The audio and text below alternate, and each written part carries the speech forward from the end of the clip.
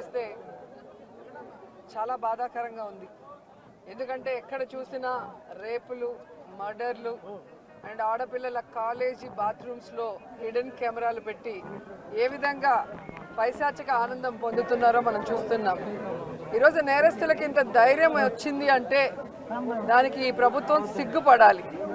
ఎందుకంటే గతంలో జగన్మోహన్ రెడ్డి గారి ప్రభుత్వంలో ఒక తప్పు జరగాలి అంటే ఎంత భయం ఉండేదో మీకు అందరికీ తెలుసు.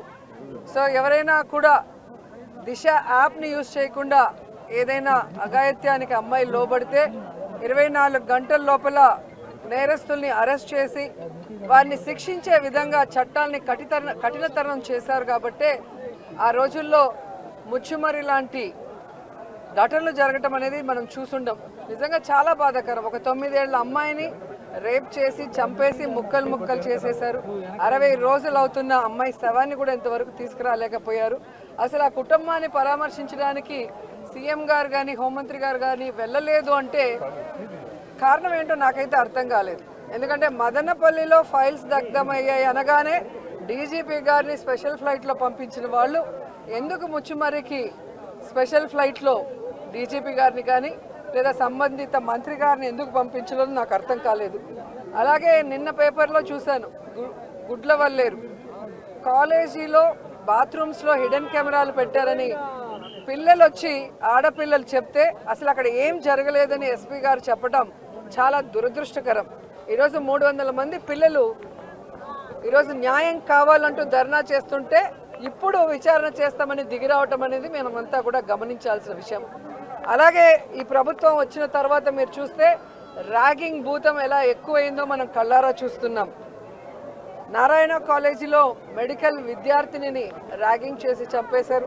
అలాగే కలికిరిలో జేఎన్టీయూలో విద్యార్థి ర్యాగింగ్ చేయడం వల్ల ఎలా ఆత్మహత్య చేసుకుందో గమనించాం. అంటే గత 5 సంవత్సరాలు లేని ర్యాగింగ్ భూతం మళ్ళీ ఈ ప్రభుత్వం వచ్చాక ఎలా పిల్లల ప్రాణాలు తీస్తుందో మనం గమనించాల్సిన విషయం. నేను ఈ ప్రభుత్వానికి ఒకటే చెప్పగలను, రెడ్ బుక్ రాజ్యాంగం మీద పెట్టిన దృష్టి ఇంట్రెస్ట్ పక్కన పెట్టి ఆడపిల్లకి రక్షణ కల్పించడంలో గౌరవాన్ని కల్పించడంలో మీరు ముందుండాలని కూడా వాళ్ళని కోరుకుంటున్నాను. మాట్లాడిన తర్వాత అలా అంటే ఎట్లాగా?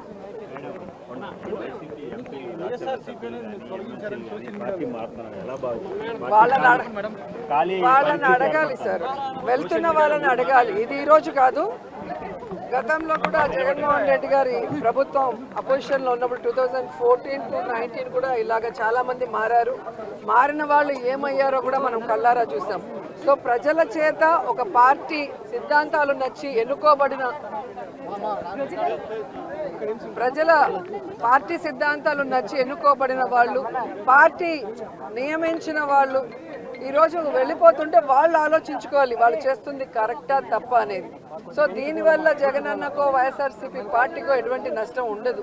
ఎందుకంటే ఎప్పుడూ కూడా పార్టీకి ద్రోహం చేసి వెళ్ళిన వాళ్ళని ఎవరూ కూడా గౌరవించరు, క్షమించరు.